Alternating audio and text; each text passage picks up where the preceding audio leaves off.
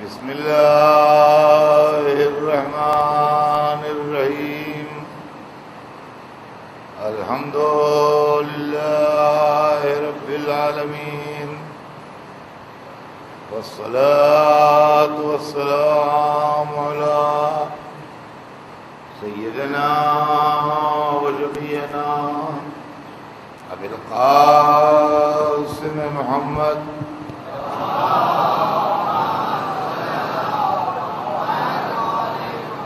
وآلہ الطیبین الطاہرین المعصومین ولعنۃ اللہ علی اعدائہم اجمعین من یومنا ھذا الی یوم الدین اما بعد فقد قال اللہ سبحانہ تبارک و تعالی فی کتابہ المبین وهو اصدق الصادقین لقد من اللہ علی المؤمنین اذ بعث فیہم رسولا من انفسہم یتلو علیہم آیاتہ ویزکیہم ویعلمہم الکتاب والحکمہ وَإِن كَانُوا مِن قَبْلُ لَفِي ضَلَالٍ مُّبِينٍ صلوات بھیجتے ہیں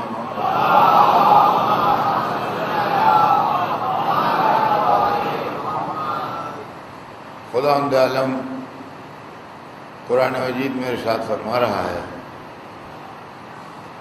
کہ اللہ نے مومنین پر یہ احسان کیا ہے کہ انہی میں سے ایک کو رسول مبعوث کیا ہے جو ان کے نفسوں میں سے ہے، یعنی ان سے بہت قریب ہے، ان سے بہت کلوز ہے، اور اس نبی کا کام یہ ہے کہ وہ آیات الہی کی تلاوت کرے، ان کے نفسوں کو برائیوں سے پاک کرے اور ان کو کتاب و حکمت کی تعلیم دے، جبکہ اس کے پہلے وہ کھلی ہوئی گمراہی میں مبتلا تھا۔ عزیزان گرامی، ہمارے آپ کے درمیان ابھی جو گفتگو چل رہی ہے وہ آیت کے پہلے ٹکڑے پر ہے، یعنی لقد من اللہ علی المؤمنین، اللہ نے مومنین پر یہ احسان کیا ہے۔ میں ان مومنوں کا تذکرہ کر رہا ہوں جن مومنوں کی نسل سے ہمارے رسول پیدا ہوئے، اور انہوں نے اپنی زندگی میں کیا کارنامے انجام دیے، کیا خدمتیں تھیں ان کی، اور تاریخ نے کس طریقے سے دھاندلی کر کے ان کو کافر کہا جبکہ وہ مومن تھے اور ملت ابراہیمی کے پیرو تھے، اور خالی مومن ہی نہیں تھے وہ لوگ، بلکہ وہ لوگ اولیاء اللہ میں تھے، اور یہ وہ روحانی لوگ تھے جن کو نبوت اور رسالت تو نہیں ملی تھی، یہ بات صحیح ہے، مگر ان کی روحانیت کی وجہ سے ان سے ادھر کے رابطے تھے اور ادھر کے رشتے ان سے جڑے ہوئے تھے۔ چنانچہ میں نے کل آپ کی خدمت میں یہ عرض کیا تھا، رسول اللہ کے جد بزرگوار حضرت عبد المطلب کے تعلق سے کہ کس طریقے سے انہوں نے نوجوانی کے زمانے میں تبرکات خانہ کعبہ کی ڈسکوری کی اور چاہے زمزم کو دریافت کیا، اور اس دن سے، جس دن سے انہوں نے دریافت کیا ہے، اس دن سے آج تک، آج کی ڈیٹ تک جب میں آپ کے سامنے بول رہا ہوں، وہ کنواں، وہ چشمہ ایک لمحے کے لیے بند نہیں ہوا ہے اور اس سے پانی نکل رہا ہے، اور اس سال بھی جو حاجی آ رہے ہیں وہ زمزم کا پانی لے کے آئے، اور زمزم کا احترام اتنا زیادہ ہے کہ غیر مسلم ایئر لائنز بھی ایک کین زمزم کے پانی کا فری میں الاؤ کرتی ہیں، جس کا ویٹ وہ چارج نہیں کرتے۔ آپ معلوم کیجئے، آپ کو معلوم ہو جائے گا یہ معاملہ کہ مسلم ایئر لائنس کی بات تو جاننے دیجئے، جیسے ایئر انڈیا ہے یا دوسری ایئر لائنس ہیں جو برٹش ایئر ویز ہے، یہ بھی ایئر لائنس بھی زمزم کا ایک کین جو ہے یہ فری میں الاؤ کرتے ہیں حاجیوں کے لیے کہ یہ اس کو لے کے جائیں۔ تو آج تک جو زمزم کا پانی پی رہا ہے، کم از کم اتنا تو احسان مانے عبد المطلب کا کہ ان کے طفیل میں پی رہا ہے، اس لیے کہ انہوں نے چاہے زمزم کی ڈسکوری کی تھی، اور اس وقت جو انہوں نے چاہے زمزم کی ڈسکوری کی تھی وہ آج تک ہے۔ اور مسلمان اس سال بھی جو حج بیت اللہ کے شرف سے مشرف ہو کے آ رہے ہیں،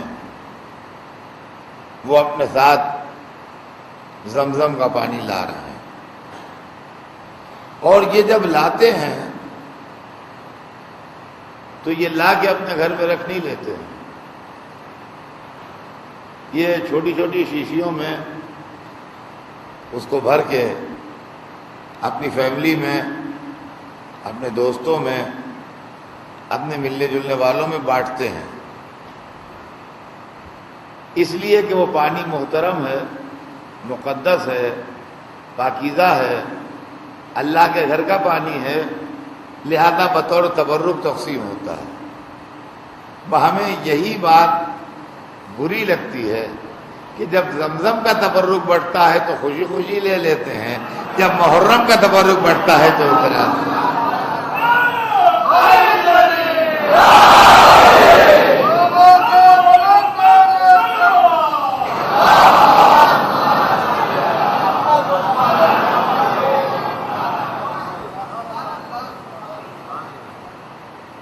تو چاہے زمزم کی ڈسکوری ہوئی،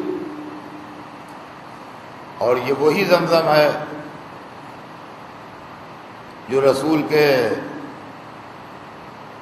جد بزرگوار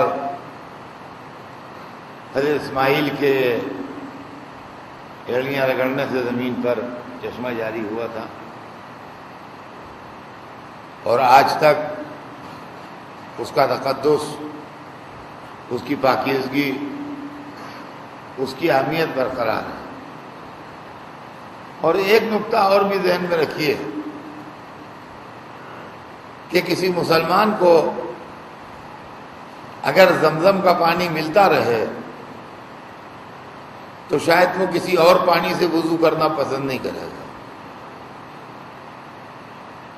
اگر ہمارے پاس 2 برتنوں میں پانی رکھا ہو، ایک میں زمزم کا پانی ہو، ایک میں بمبئی یا لکھنؤ یا کسی بھی شہر کا، دنیا کسی دریا کا، کسی چشمے کا، کسی کا پانی ہو، اور ایک طرف زمزم کا پانی ہو، تو مسلمان پریفر کسے کرے گا؟ اب یہ پوچھنے کی بات ہے، ارے اگر زمزم کا پانی اویلیبل ہے تو پریفر تو اسی کو کریں گے، زمزم کا پانی۔ تو معلوم ہوا کہ ایک مسلمان کو جب تک زمزم کا پانی ملے گا وہ دوسرے پانی سے وضو نہ کرے گا۔ بھئی یہی مسئلہ ہمارا بھی ہے کہ ہمیں جب تک کربلا کی مٹی ملے گی ہم دوسری مٹی پہ سجدہ نہ کریں۔ صلوات بھیجتے ہیں۔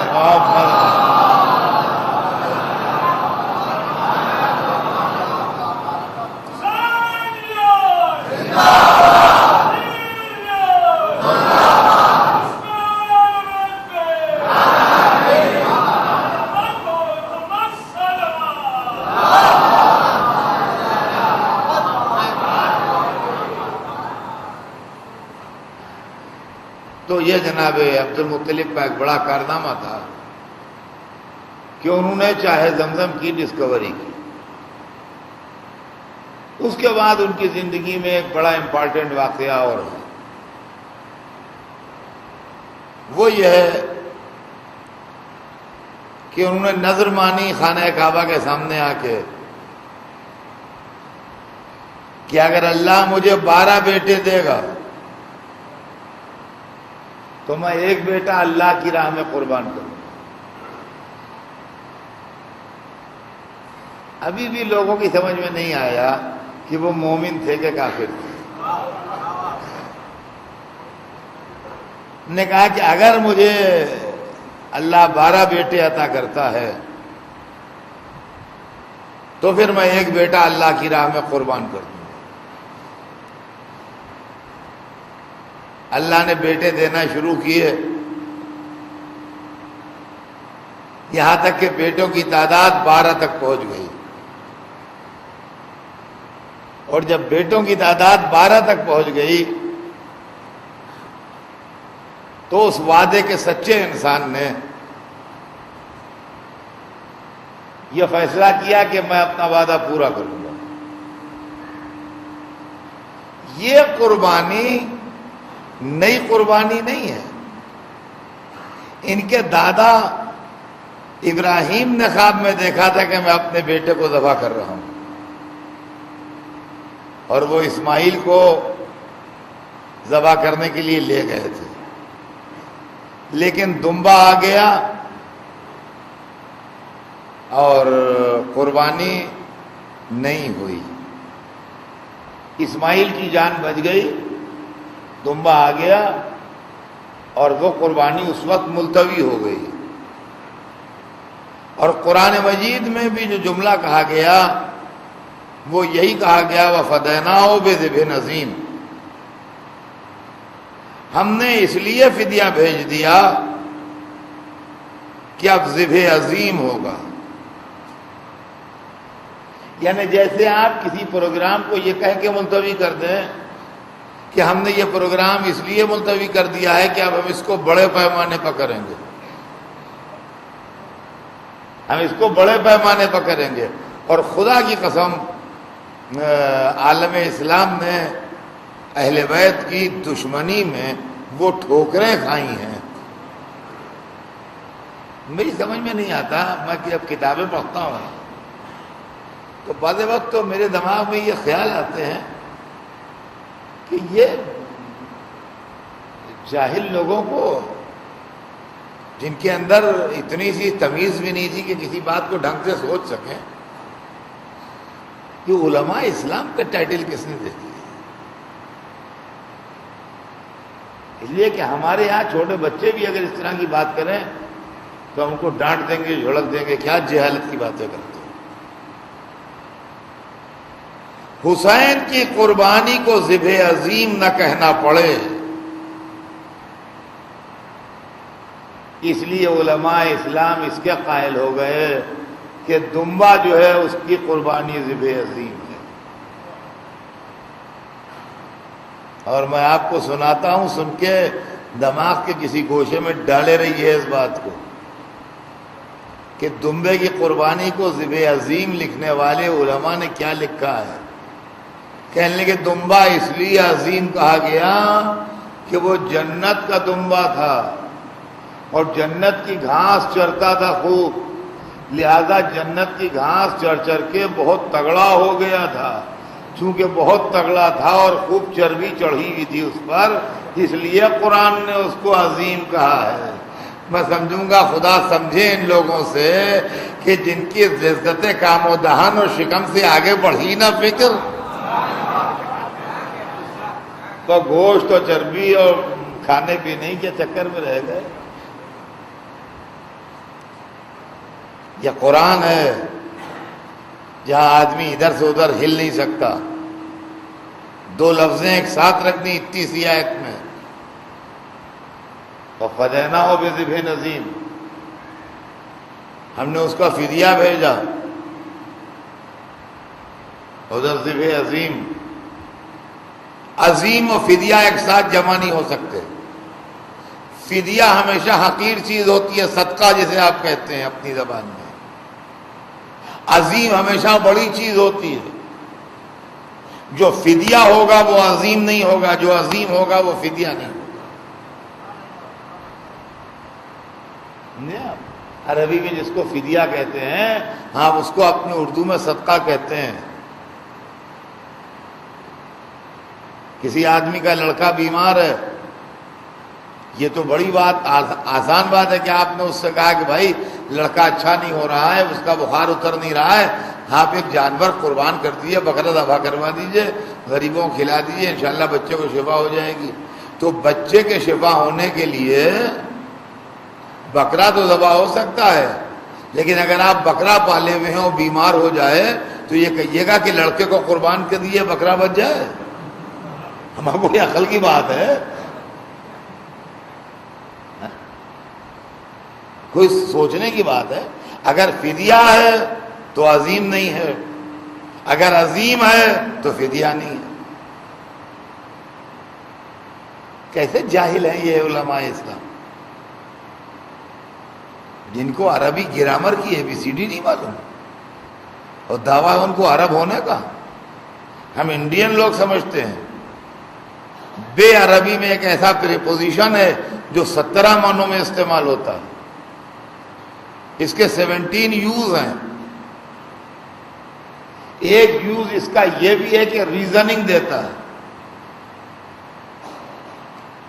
میں آپ کو یہاں عربی گرامر پڑھانے نہیں آیا ہوں، لیکن میں آپ کو صرف یہ سنا دوں کہ بے ایک ایسا پریپوزیشن ہے عربی زبان میں جس کے 17 استعمال ہیں،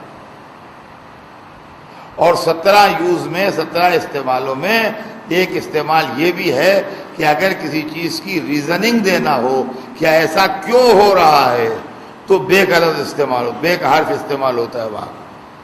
یہاں پر جو بے استعمال ہے وہ فدینا ہو بے ذبح عظیم، یہ بے ریزننگ دے رہا ہے۔ وہ فدینا ہو میں ایک بات پوری کر دی گئی، ہم نے اس کا فدیہ دیا۔ کیا چیز فدیے میں آئی؟ دمبا۔ بات سمجھ میں آتی ہے؟ اسماعیل کا فدیہ کیا ہوا؟ دمبا۔ اسماعیل کا قربان کیا چیز ہوئی؟ دمبا۔ وہ فدینا ہو، ہم نے اس کا فدیہ بھیج دیا۔ وائی؟ کیوں؟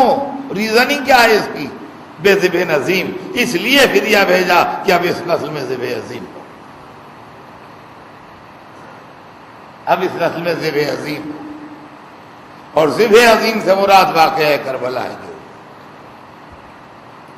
اس کو رب عظیم نے عظیم کہا۔ تو عزیزان گرامی، جناب ابو طالب نے، عبد المطلب نے منت مانی کہ میرے لڑکے 12 ہو جائیں گے تو میں ایک لڑکا قربان کروں گا۔ 12 لڑکوں کی تعداد پوری ہوئی۔ عبد المطلب اپنے وعدے کے پکے اور سچے تھے، انہوں نے کہا کہ میں اپنا ایک لڑکا اللہ کی راہ میں قربان کروں۔ اب 12 بیٹوں میں کس کو قربان کریں؟ تو لڑکوں کے نام پر قرعہ ڈالا گیا، 12 کے نام پر قرعہ ڈالا گیا کہ 12 میں سے کس کو قربان کریں۔ تو نام نکلا حضرت عبداللہ کا، رسول اللہ کے والد۔ ابو طالب نے فیصلہ کیا کہ عبداللہ کو قربان کریں گے۔ عبداللہ کے لیے تاریخ لکھتی ہے کہ اپنے زمانے کے سب سے حسین، سب سے خوبصورت، سب سے بااخلاق اور سب سے زیادہ وجیح نوجوان تھے۔ عبداللہ کے نام نکلنے سے مکے میں صف ماتم بچ گئی، ہر گھر میں تلاطم ہو گیا۔ کیا عبداللہ ذبح ہو جائیں گے؟ کیا عبداللہ ذبح ہو جائیں گے؟ کیا عبداللہ قربان ہو جائیں گے؟ کیا عبداللہ ہم میں نہیں رہیں گے؟ ہر گھر میں صف ماتم بچ گئی یہ سن کے کہ عبداللہ کے نام پر قرآن نکلا۔ عبداللہ کی ننیال والے آئے، کہا عبد المطلب ہم یہ نہیں کہتے کہ تم اپنی نظر پوری نہ کرو، لیکن ہمارا ایک سجیشن ہے، تم اب دوسرا ایک قرعہ ڈالو عبداللہ اور اونٹوں کے بیچ میں، کہ عبداللہ کے بدلے اونٹ قربان کر دیے جائیں تو بھائی نظر پوری ہو جائے۔ اگر یہ قرعہ نکل آئے تو اونٹ قربان کر دو، عبداللہ بچ جائے، اس لیے کہ لوگ تڑپ رہے ہیں عبداللہ کی قربانی کو سن کے۔ عبد المطلب نے اس تجویز کو مان لیا، قرعہ ڈالا گیا، عبداللہ کے 10 اونٹ 10 اونٹ قربان کیے جائیں کہ عبداللہ قربان کیے جائیں؟ قرآن نکلا عبداللہ. قبیلے والے آگے بڑھے، قوم والے آگے بڑھے، مکے والے آگے بڑھے. عبد المطلب 10 اونٹ اور بڑھا دو، 20 اونٹ.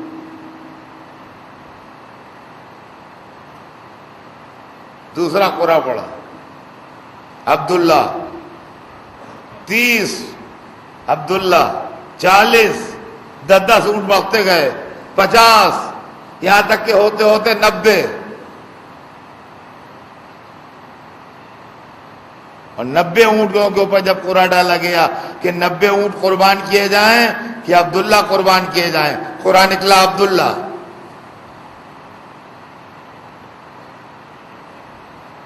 یہ سمجھیے سانسیں رکی ہوئی تھیں، چہرے اترے ہوئے تھے، دل دھڑک رہے تھے.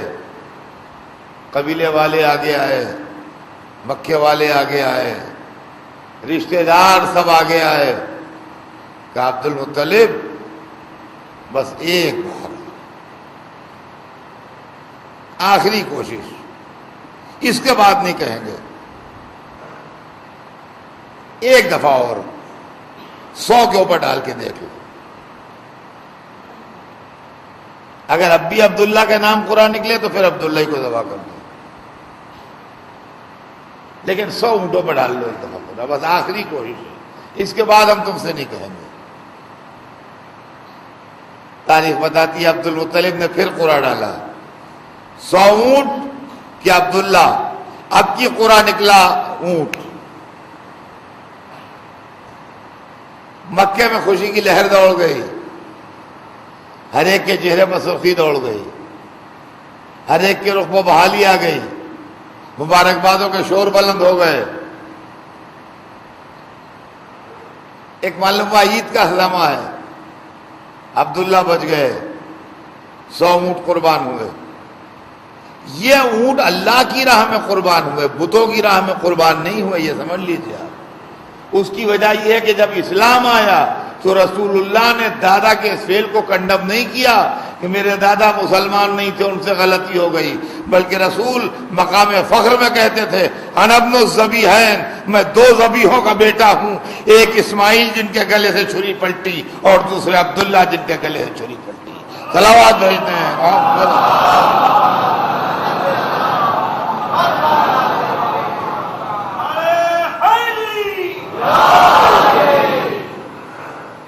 سرور کائنات مقام فخر میں اکثر فرماتے تھے انا ابن الذبیحین، میں 2 ذبیحوں کا بیٹا ہوں، ایک ذبیح ابراہیم اسماعیل اور دوسرے ذبیح عبداللہ. لیکن اندازہ لگائیے آپ کے ریٹ اب بڑھ رہا ہے. اسماعیل والا معاملہ ایک دمبے پر طے ہو گیا، لیکن عبداللہ والا معاملہ ایک دمبے پر نہیں 100 اونٹوں پر جا کے طے ہوا. اب اس کے بعد قرآن نہیں ڈالا جائے گا ذبح عظیم ہی ہوگا. یہ جناب عبد المطلب کی زندگی کا دوسرا بڑا کارنامہ ہے جو تاریخ کے اندر ان کی عظیم خدمات کے ذیل میں لکھا ہے. عبد المطلب کی زندگی میں تیسرا اور آخری کارنامہ جو عبد المطلب کے بڑھاپے کا کارنامہ ہے، جس سال حضور سرور کائنات کی ولادت باسعادت ہوئی، وہ عبد المطلب کی زندگی کا آخری بہت شاندار اور بہت بڑا کارنامہ ہے جس کا تذکرہ تاریخ میں ہے. اور اس کا سیاسی پس منظر بھی تھوڑا سا آپ لوگ سمجھ لیں گے کیا ہے. یہ خانہ کعبہ جو ہے اس کے اندر ایک کشش ہے، اس کے اندر ایک اٹریکشن ہے. یہ ایسے علاقے میں بنا ہے جہاں کا موسم سخت ہے، یا ایسے ملک میں ہے جہاں نیچرل بیوٹی نہیں ہے. جو لوگ مکے جا چکے ہیں وہ جانتے ہیں کہ سعودی عرب اور مکے کا آس پاس کا علاقہ جو ہے وہ یورپ کے طریقے سے ہرا بھرا نہیں ہے. درختوں سے ہری بھری لہلہاتی ہوئی وادیاں، خوبصورت پہاڑ، جھرنے، چشمے، جیسے یورپین کنٹریز میں یا ہندوستان میں کشمیر میں، ہماچل پردیش میں ٹھکانوں پر آپ دیکھیں گے، اور انڈیا میں بہت سے ٹھکانے، ایسا مکہ نہیں ہے. کعبہ جو عمارت ہے اس کی عمارت میں بھی کوئی عمارت کے حساب سے بیوٹی نہیں ہے. جیسے تاج محل ہے کہ اس کو دیکھنے ساری دنیا سے لوگ آتے ہیں، وہ دیکھ کے حیران رہ جاتے ہیں اس کو کہہ رہے ہیں. یا ایجپشین پیرامڈس ہیں، ان کو دیکھ کے آدمی حیرت کی تصویر بن جاتا ہے. خانہ کعبہ کے اندر وہ مذہبی عظمت و جلال اپنی جگہ پر، مگر آپ کو یہ کہ عمارت کے حساب سے کوئی ایسی چیز ہے کہ اس کے اندر آدمی دیکھتا رہ جائے، حیرت میں پڑ جائے. لیکن اس کے لیے ابراہیم کی ایک دعا ہے، اور وہ یہ ہے کہ وجل افئدۃ من الناس تہوی الیہم. انسانوں میں سے کچھ لوگوں کے دلوں کو ان لوگوں کی طرح موڑ دے. تو چاروں طرف سے دنیا کا انسان کھنچ کے کعبے کی طرف آتا ہے. اور یہ آج سے نہیں ہے، یہ رسول اللہ کے پہلے سے ہے، پری اسلامک ٹائم سے. چنانچہ یہ جگہ جو تھی یہ عرب کا بزنس سینٹر تھا، اور سال میں یہاں 2 پروگرام ہوتے تھے. ایک حج ہوتا تھا اور ایک عمرہ ہوتا تھا. حج اسی زمانے میں ہوتا تھا جس زمانے میں حج ہوتا ہے، وہی ڈیٹس تھیں. عمرہ رجب کے مہینے میں ہوتا تھا، یہ اسپیشل عمرہ. چھوٹا بازار رجب میں لگتا تھا اور بڑا بازار اس میں لگتا تھا، ذی الحجہ میں. اسی لیے رجب کے مہینے میں چونکہ قریب قریب کے لوگ آتے تھے، لہذا 1 مہینے لڑائی بند رہتی تھی عربستان میں. اور ذی الحجہ میں دور دور سے لوگ آتے تھے، لہذا پہلی ذیقعد سے لڑائی بند ہو جاتی تھی. ذی الحجہ کے مہینہ بھر بند رہتی تھی، محرم میں بند رہتی تھی. تو یہ لوگ سوچتے تھے کہ محرم ختم ہوتے ہوتے لوگ اپنے گھروں کو واپس چلے جائیں گے، پھر پہلی سفر سے لڑائیاں پھر شروع ہوتی. اسی لیے آپ نے اکثر دیکھا ہوگا لکھا ہوتا ہے محرم الحرام. تو اکثر لڑکے پوچھتے ہیں اس میں حرام کیا ہے؟ وہ حرام حلال اس کا مذہبی سمجھتے ہیں، جیسے کہ جھوٹ بولنا حرام ہے، شراب پینا حرام ہے. تو محرم الحرام مطلب حرام اس لیے لگا ہے اس کے اندر کہ اس کے اندر لڑنا بھیڑنا حرام ہے، لڑائیاں حرام ہے محرم میں، اس لیے اس کے ساتھ لفظ حرام لگا ہوا ہے. خیر، تو اس میں لوگ آتے تھے. تو ہوا یہ کہ یمن میں چاہا انہوں نے کہ بجائے مکے کے یمن سینٹر ہو جائے، وہاں انہوں نے کعبہ بنوایا اور چاہا لوگوں کو اٹریکٹ کرنا، لیکن لوگ ادھر نہیں گئے اس لیے آتے رہے. تو انہوں نے جھلا کے ایک فرضی افسانہ گڑھا کہ ایک عرب آیا تھا، وہ ہماری عبادت گاہ کو گندا کر گیا. وہ سب فرضی باتیں تھیں. انہوں نے یہ چاہا کہ ہم اس کو نیست و نابود کر دیں اور اس کو مسمار کر دیں اور اس مکان کو ڈھا دیں، تاکہ جب یہ گھر نہ رہے گا تو کوئی طواف کرنے والا نہ رہے گا، تو کوئی آنے والا نہ رہے گا، تو لوگ ہماری طرف آئیں گے. اس خیال سے یمن کے بادشاہ نے اپنے سردار ابرہے کے سرکردگی میں ایک پوری آرمی بھیجی خانہ کعبہ کو گرانے کے واسطے۔ مکے والے باقاعدہ کسی ٹرینڈ آرمی سے مقابلہ کرنے کے واسطے تیار نہیں تھے۔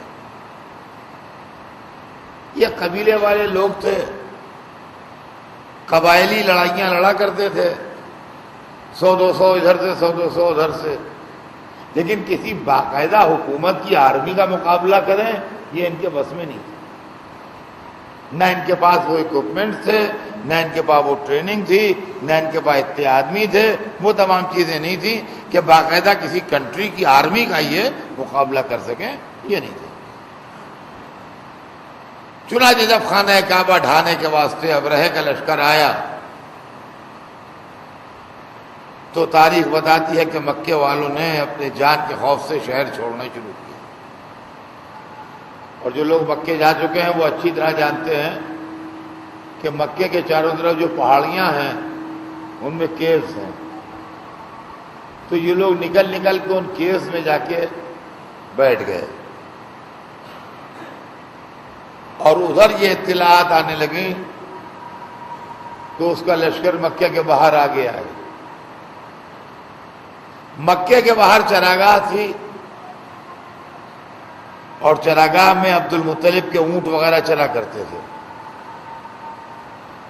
ان کا لشکر جب آیا تو ان کے لشکر نے عبد المطلب کے اونٹ پکڑ لیے۔ عبد المطلب نے یہاں سے ان کے سردار کو میسج بھیجا کہ ہم تم سے ملاقات کرنا چاہتے ہیں اور تم سے ملنا چاہتے ہیں۔ جا سنیے گا، اس نے ٹائم دیا ملاقات کا، کہا کہ فلاں وقت آ جائیں، اور ادھر اس نے ایک خیمے میں دربار لگایا۔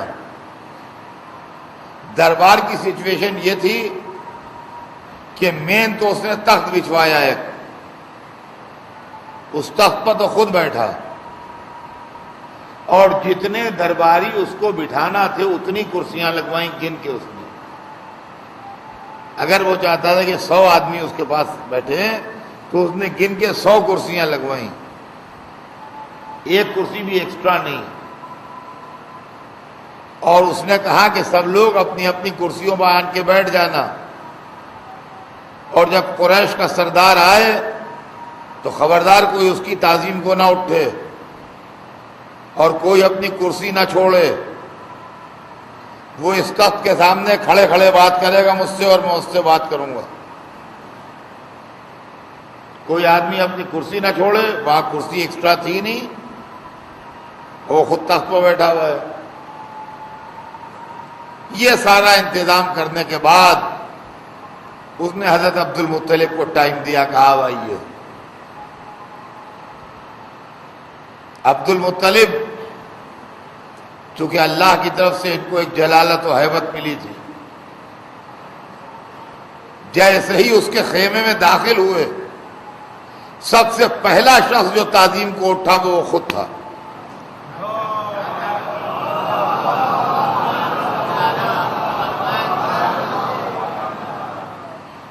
جب وہ تعظیم کو اٹھا تو ظاہر ہے کہ درباری کیسے بیٹھے رہ جاتے، درباری بھی سب تعظیم کے لیے کھڑے ہو گئے۔ وہاں ایکسٹرا کرسی تھی نہیں، اب یہ بیٹھے کہاں؟ نتیجہ کہ وہی تخت جو بچھا ہوا تھا اس کے لیے اسی پر وہ ایک طرف کھسکا، کہا یہ تشریف لائیے۔ تو اب صورتحال یہ تھی کہ ادھر سب درباری بیٹھے ہیں اور ایک تخت پر 2 آدمی بیٹھ کے باتیں کر رہے ہیں، ایک ان کا سردار ہے اور ایک عبد المطلب۔ یہ اسی سال کا واقعہ ہے جس سال حضور سرور کائنات کی ولادت باسعادت ہوئی۔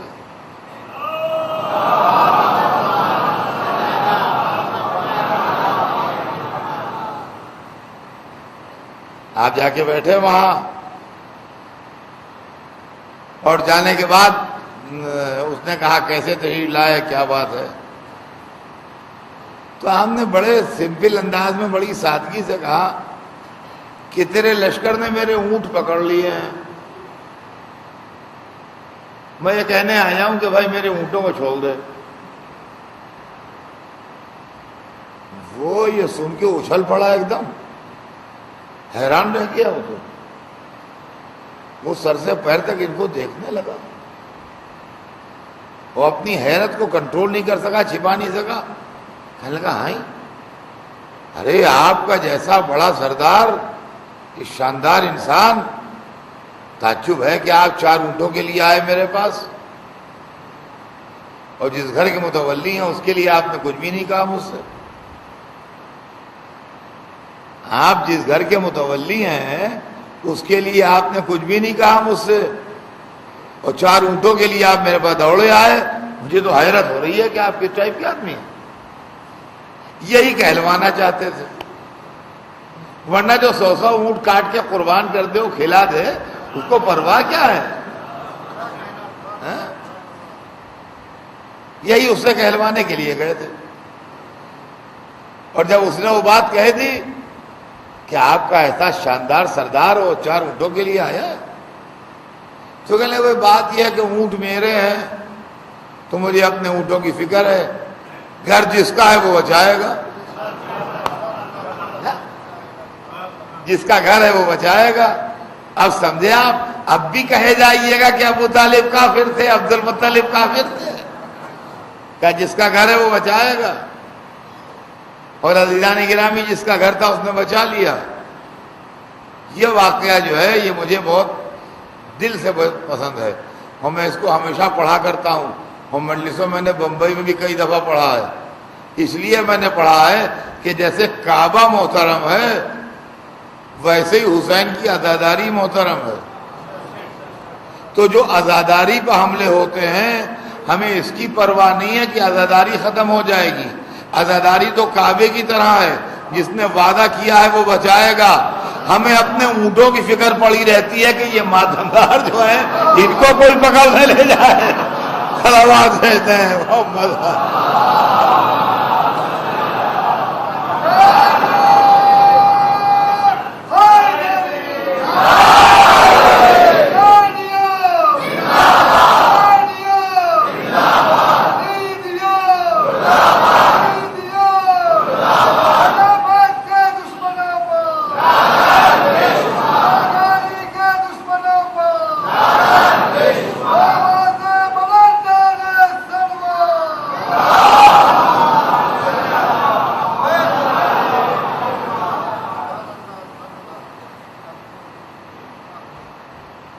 گفتگو یہاں پر تمام ہو گئی۔ عبد المطلب جو کہلوانا چاہتے تھے وہ کہہ لیا اس سے، اور جو خود کہنا چاہتے تھے وہ کہہ دیا۔ اب اس کے بعد تاریخ بتاتی ہے کہ وہ رات آئی جس کے سویرے کعبے پر حملہ ہونے والا تھا۔ قرارداد کے مطابق، اس کی اسکیم کے مطابق وہ رات آئی جس کے سویرے کعبے پر ہاتھیوں کا حملہ ہونے والا تھا۔ جو لوگ مکے گئے ہیں وہ جانتے ہیں کہ مکہ جو ہے وہ ویلی ہے، یعنی چاروں طرف اونچے اونچے پہاڑ ہیں اور بیچ میں خانہ کعبہ ہے نیچے۔ آج پہاڑوں کو کاٹ کاٹ کے عمارتیں بن گئی ہیں، اونچی اونچی بلڈنگیں بن گئی ہیں۔ آپ دماغ سے ان بلڈنگوں کو ہٹائیے تو آپ دیکھیں گے کہ پہاڑیاں ہیں اور نیچے آبادی ہے اور خانہ کعبہ ہے۔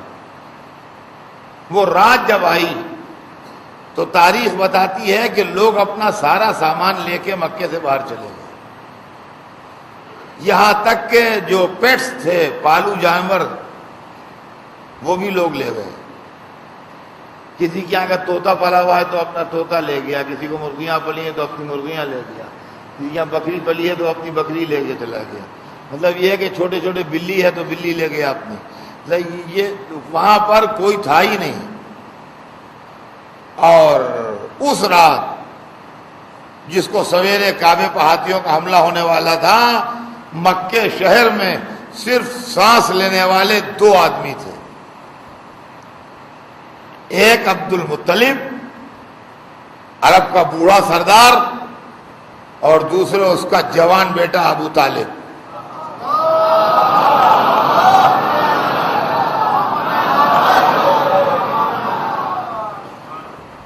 صرف 2 آدمی اس رات مکے کے اندر موجود تھے. باقی سارا شہر خالی ہو گیا تھا.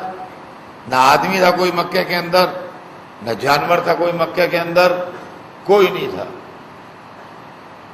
عبد المطلب اور ابو طالب صرف تھے. یہاں تک کہ سویرا ہوا، دونوں گھر سے نکلے، خانہ کعبہ کے دروازے کے سامنے آ کے کھڑے ہو گئے. کتنا اطمینان تھا، کتنا اعتماد تھا، کتنا کانفیڈنس تھا، یہ اللہ ہی جاتا سکتا ہے. ہم آپ کو نہیں بتا سکتے کہ کتنا زیادہ ان کے اندر اعتماد و اطمینان تھا. لیکن خانہ کعبہ کے سامنے آ کے کھڑے ہو گئے اور ایک آدمی وہاں پر نہیں تھا. اور اب یہ خانہ کعبہ کے دروازے کے سامنے کھڑے ہیں اور ادھر ادھر دیکھ رہے ہیں. سارا شہر بھاگ گیا، صرف یہ 2 باپ بیٹے کھڑے رہ گئے. اسی دن سے ہم سمجھ گئے کہ میدان چھوڑ کے بھاگنا اس خاندان کا چلن نہیں ہے. چاہے کچھ ہو جائے، یہ میدان چھوڑ کے ہٹنے والے لوگ نہیں. کہ ایک مرتبہ جوان بیٹے نے بوڑھے باپ سے کہا کہ بابا، ادھر کی پہاڑی کی طرف سے مجھے ہاتھیوں کے سر دکھائی دے رہے ہیں. وہ اپنے ساتھ ہاتھی لائے تھے. عرب میں ہاتھی نہیں ہوتا ہے. یمنی فوج کے ساتھ ہاتھی تھے، اس لیے کہ انڈیا میں ہاتھی ہوتے ہیں، وہ انڈیا سے لے جاتے تھے. افریقن ہاتھی پالو نہیں ہوتا، وہ جنگلی رہتا ہے. لیکن انڈین ہاتھی جو ہے وہ پالو ہو جاتا ہے. انہوں نے اپنی آرمی میں، چونکہ انڈین آرمی میں ہاتھی رہتے تھے، لہٰذا انہوں نے اپنی آرمی میں ہاتھی رکھے تھے. تو انہوں نے کہا کہ ادھر سے ہمیں ہاتھیوں کے سر ابھرتے دکھائی دے رہے ہیں. وہ کالے کالے پہاڑ اور کالے کالے پہاڑوں کے پیچھے سے کالے کالے ہاتھیوں کے سر ابھر رہے ہیں. ذرا منظر تصور کیجیے گا دماغ میں. اور 2 آدمی اطمینان و اعتماد کا پیکر بنے ہوئے سامنے کھڑے ہیں، جن کے اوپر کوئی اثر نہیں ہے. اور ایک دفعہ بوڑھے باپ نے جوان بیٹے سے کہا کہ بیٹا، آسمان پر غور سے دیکھو، کچھ دکھائی دیتا ہے؟ یہ بالکل فطرت کے مطابق ہے. بڑھاپے میں آدمی کی نظر کمزور ہو جاتی ہے تو اکثر جوانوں سے کہتا ہے کہ ذرا دیکھو. تو بوڑھا باپ اپنے جوان بیٹے سے کہہ رہا ہے کہ بیٹا ذرا آسمان پر دیکھو، نظر دوڑاؤ، دیکھو کچھ تمہیں آسمان پر دکھائی دے رہا ہے. اور بیٹے نے ایک دفعہ پوری غور کی نظر آسمان پر ڈالی اور ایک طرف اشارہ کیا، کہا بابا ادھر سے کچھ ابر آتا دکھائی دے رہا ہے، ادھر سے کچھ ابر آتا دکھائی دے رہا ہے. بس جیسے ہی بیٹے نے یہ بات کہی، یہ تاریخ کی دھاندلیاں ہیں عزیزان گرامی. یہ سب چیزیں ان کو دکھائی نہیں دیتی کتابوں کے اندر. ہم بھی اپنے دل سے نہیں پڑھ رہے ہیں، کتابی میں پڑھ کے پڑھ رہے ہیں. ہم پر کوئی وحی نہیں نازل ہوئی ہے جو ہم پڑھ رہے ہیں. لیکن علماء اسلام اتنے بھولے ہیں کہ یہ واقعات پڑھنے کی ان کو فرصت نہیں. غور سے دیکھا کہ بابا ادھر سے کچھ ابر آتا دکھائی دے رہا ہے. بس جیسے ہی بیٹے نے کہا ادھر سے کوئی ابر آتا دکھائی دے رہا ہے، باپ نے بڑے اطمینان سے کہا الحمدللہ میرے رب کی نصرت آ گئی.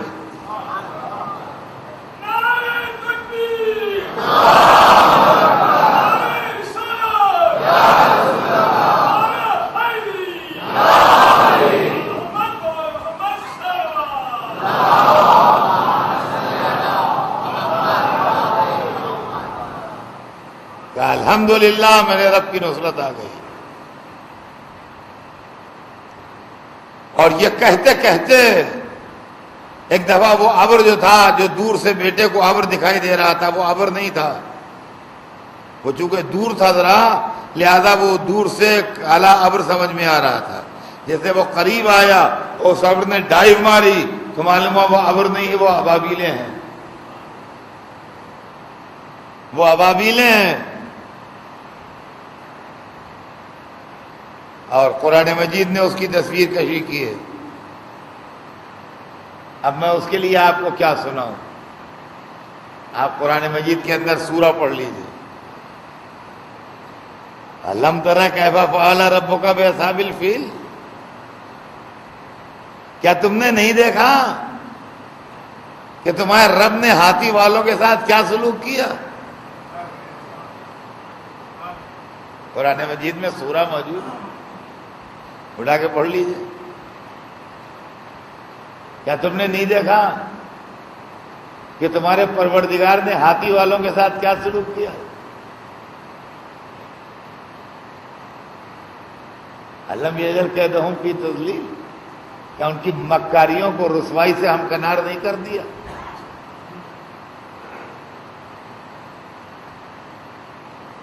اور حبابی نے اپنے پنجوں میں اور چوچ میں اٹکریاں لیے، زیادہ طاقت استعمال نہیں کی گئی. جس کے سر پہ اٹکری گری وہ توڑتی بھی نکلتی چلی گئی. ایک ہی اٹکری میں ہاتھی بھی اور سوار بھی دونوں ختم. اب پوزیشن کیا ہو گئی؟ فجعلہم کعصف ماکول. ایسے ہو گئے جیسے چبایا ہوا بھوسا. یہ بلاغت قرآن ہے. بھوسا تو خود ہی بھوسا ہوتا ہے، لیکن چبایا ہوا بھوسا کہہ کے اس کو اور زیادہ اس کی بربادی کی طرف اشارہ کر دیا. وہ ایسے ہو گئے جیسے چبایا ہوا بھوسا. یہ خانہ کعبہ کو پروٹیکٹ کیا ہے اللہ نے، لیکن یہ ابو طالب کے، عبد المطلب کے بڑھاپے کا کارنامہ ہے. بات اب کل آگے بڑھے گی.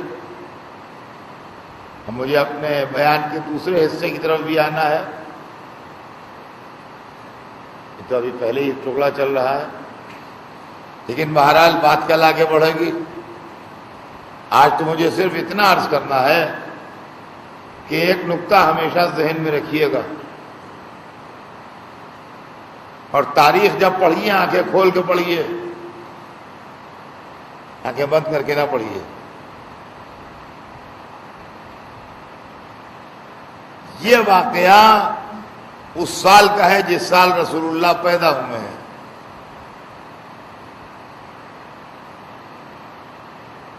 سورہ فیل مکے میں نازل ہوا ہے، یعنی واقعے کے 50 برس کے اندر نازل ہوا ہے. میں جو کہہ رہا ہوں اس کو بہت غور سے سنیے گا. واقعے کے 50 برس کے اندر نازل ہوا ہے.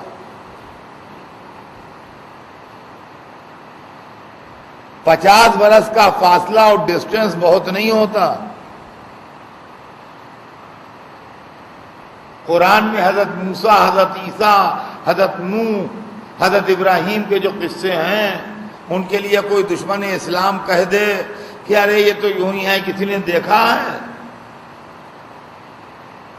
لیکن یہ پورا واقعہ جو بیان کیا قرآن مجید نے سورہ فیل میں، یہ آنکھوں کا دیکھا ہے مکے والوں کی. 40 برس کے سن میں حضور نے اعلان رسالت کیا ہے، 52 برس کے سن میں ہجرت فرمائی ہے. تو یہ 52 برس کے اندر کا معاملہ ہے. 52 برس مجھے بمبئی میں مجلس پہنچتے ہو گئے. میں آپ کے سامنے بیٹھا ہوں تو 52 برس کے اندر کا بمبئی کا کوئی قصہ ہو اور کوئی جھوٹ بیان کرے اور میں محرم میں موجود ہوں، میں کہہ دوں گا نہیں ایسا نہیں، ایسا ہے، یہ غلط کہہ رہا ہے، میں تو تھا. تو معلوم ہے کہ 52 برس پرانے قصے کو یا 52 برس سے کم کا جو قصہ ہو اس کو آدمی جھوٹ نہیں بیان کر سکتا. تو کعبے پر جو ہاتھیوں کا حملہ ہوا اور جو ان پر پتھر برسے اور جو وہ چبایا ہوا بھوسا ہو گئے، یہ وہ کہانی نہیں ہے 400 برس پہلے کی، 1000 برس پہلے کی، 5000 برس پہلے کی کہ کس نے دیکھا ہے. وہاں دیکھنے والے موجود تھے. اگر واقعہ غلط ہوتا تو کافر ادھم کر دیتے. ایسا نہیں تھا، ہم تو خود تھے. تو جس سال رسول اللہ پیدا ہوئے ہیں اس سال کعبے پر جب ہاتھیوں کا حملہ ہوا تو اللہ نے کعبے کو بچایا، اور رسول اللہ کے دنیا سے جانے کے 52ویں برس، رسول اللہ کے دنیا سے جانے کے 52ویں برس جب یزید کی فوج نے حملہ کیا تو اللہ نے ابابیلوں کا لشکر نہیں بھیجا. اب غور طلب بات یہ ہے کہ ایک ہی کعبہ ہے اور ایک ہی اللہ ہے. جب ابرہے کا لشکر گرانے آ رہا ہے کعبہ تو اللہ مدد کے لیے بھیج رہا ہے لشکر، اور جب یزید کا لشکر گرانے آ رہا ہے تو مدد کو نہیں بھیجتا. جو لوگ کہتے ہیں کہ اسماعیل کے لیے فدیہ آ گیا، حسین پیارے ہوتے تو فدیہ نہ آ جاتا، اب میں کہتا ہوں وہاں تو دو الگ الگ شخصیتیں ہیں، کعبہ تو وہی ہے.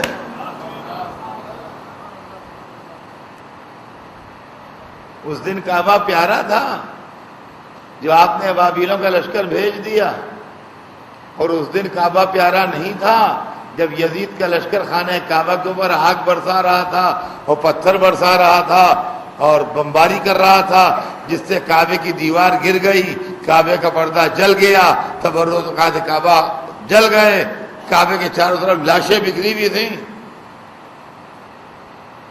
عزیزان گرامی، اگر اس وقت کعبہ گر جاتا تو اسلام آیا نہیں تھا، رسول نے اعلان رسالت کیا نہیں تھا، دین کو نقصان پہنچ جاتا. لہذا کعبے کو بچایا گیا. اگر اس وقت کعبے کے لیے لشکر بھیج دیا جاتا تو ظالم کا چہرہ بے نقاب نہ ہوتا. لہذا کوئی مدد کے لیے لشکر نہیں بھیجا گیا. معلوم اللہ کی پالیسی اپنے دین کی حفاظت ہوتی ہے. اگر جان دے کے دین کی حفاظت ہو تو جان دے کے کی جائے گی، اگر جان بچا کے دین کی حفاظت ہو تو جان بچا کے کی جائے گی. یہ بات کل آگے بڑھے گی، آج بات یہیں پر تمام ہو جائے گی، اس لیے کہ محرم کی تیسری رات آ گئی ہے. آہستہ آہستہ عزا کے دن آگے بڑھ رہے ہیں. آج حسین کا قافلہ کربلا پہنچ گیا. چلتے چلتے گھوڑا رکا، امام نے دوسرا گھوڑا بدلا، تیسرا گھوڑا بدلا، کہتے ہیں 6 گھوڑے بدلے. کسی شاعر نے خوب کہا ہے کہ 6 گھوڑے بدلے دوش نبی کے سوار نے، لیکن قدم بڑھایا نہ ایک راہوار نے. پوچھا اس کا نام کیا ہے؟ کسی نے کہا اس کو غازریہ کہتے ہیں. کہا اور بھی کوئی نام ہے؟ کہا نینوا بھی کہتے ہیں. کہا اور بھی کوئی نام ہے؟ کہاں شت فرات بھی بعض لوگ کہتے ہیں. کہا اور بھی کوئی نام ہے؟ کسی نے کہا مولا اس کو کربلا بھی کہتے ہیں. گھوڑے سے اتر پڑے، جھک کے ایک مٹھی خاک اٹھائی، اس کو دیکھا اور سونگھا، اور اس کے بعد جیب سے مٹھی خاک کی نکالی، دونوں مٹیوں کا رنگ ملایا، دونوں کو بار بار سونگھا. دونوں کا رنگ بھی ایک تھا، دونوں کی خوشبو بھی ایک تھی. دونوں ہاتھوں سے خاک وہیں پھینک دی اور آواز دی بھیا عباس ہمارا سفر تمام ہو گیا۔ بھیا عباس، یہیں ہمارا خون بہایا جائے گا، یہیں ہمارے بچے ذبح کیے جائیں گے، یہیں ہماری حتیٰ کی حرمت کی جائے گی۔ حسین مصائب کربلا بیان کر رہے ہیں، چاہنے والے جمع ہیں، پتہ نہیں سیدانیوں تک بھی آواز پہنچ رہی ہے کہ نہیں، لیکن خیمے وہاں کے اوپر لگا دیے گئے۔ حضرت عباس نے چاہا کہ خیمے دریائے کنارے لگیں، اس لیے کہ جنگی نقطہ نظر سے وہ جگہ بہتر تھی، لیکن دشمن نے کہا ہم یہاں خیمے نہیں لگنے دیں گے۔ حسین نے یہ نہیں چاہا کہ خیمے کی جگہ کے ایشو پر تلوار چل جائے، جو بعد میں تاریخ لکھے کہ فوجی بھی جاہل تھے اور حسین کے بھائی کو بھی غصہ آ گیا تھا، اس لیے تلوار چل گئی۔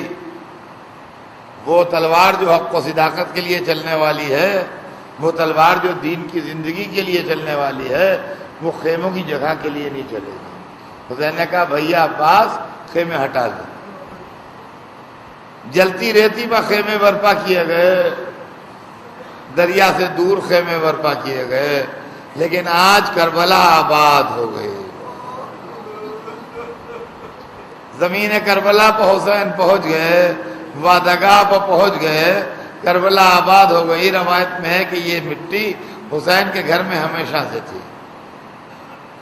جب چلنے لگے تھے تو جناب ام سلمہ کے پاس آئے تھے ملنے کے لیے، تو بی بی نے پوچھا تھا بیٹا حسین کہاں جا رہے ہو؟ تو کہا تھا نانی جان عراق کی طرف جا رہا ہوں۔ تو فرمانے لگی کہ بیٹا حسین نہ جاؤ، میں نے تمہارے نانا کو کہتے سنا ہے کہ میرا حسین زمین عراق پر شہید کر دیا جائے۔ سر جھکایا، کہا سوچئے نانی جان، جب میرے نانا نے فرما دیا تو کیا میرے نانا کے فرمائے کے خلاف بھی ہو سکتا ہے؟ کیا یہ ممکن ہے کہ میرے نانا جان کچھ فرما دیں وہ نہ ہو؟ بی بی ام سلمہ رونے لگی، کہا بیٹا تمہارے نانا مجھے تمہارے قبر کی خاک دے گئے۔ کہا ہاں مجھے معلوم ہے، یہ بات بھی میرے علم میں ہے۔ یہ کہا کہ جیب میں ہاتھ ڈالا، ایک مٹھی خاک نکال کے دی، کہا اس کو بھی اسی خاک میں شامل کر لیجئے۔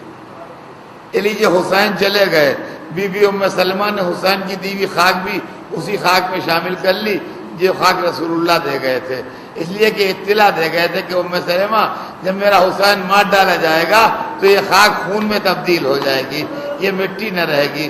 بی بی ام سلمہ فرماتی ہیں کہ حسین جب سفر پر چلے گئے تو میں ہر نماز کے بعد اس شیشے کو دیکھتی تھی اور اس کے اندر خاک موجود تھی، میں اپنے دل کو تسلی دیتی تھی میرا حسین خیریت سے ہے۔